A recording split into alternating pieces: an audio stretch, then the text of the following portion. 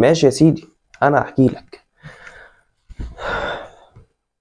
عايش انا طول حياتي كده اهو، مهتم بالدنيا قوي، يعني شاغل بالي وتفكيري بوضع الدنيوي. شكلي مثلا قدام الناس هعمل ايه بكره عشان يبقى معايا كام، وعندي ايه وهزوده عشان أأمن مستقبلي وبتاع، وماشي في طريق سهل ومبسوط فيه لمجرد انه سهل. ما هو طريق دنيا بقى، لهو ولعب وكده. يعني القصد ان فين وفين لما بفكر في اخرتي، ويا ريتني بشتغل وبعمل ليها كمان.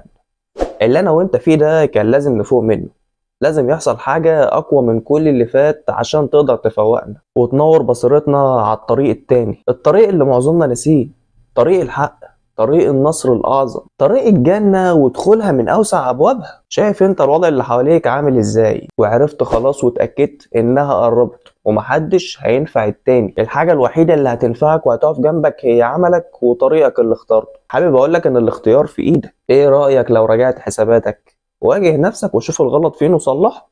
اوعى تتكسف او تكش. خلي في علمك الطريق الصح في الاول هيبقى صعب عليك، حط لنفسك دافع معين انك تكمل في الطريق ده مهما خرجت بره الاطار. شيطانك هيحسسك انك فشلت، فبالتبعية حسيت بالعجز وقربت للاستسلام. اصل محاولاتك كلها بقت يائسة، فخلاص بقى ارجع لسكتي السهلة.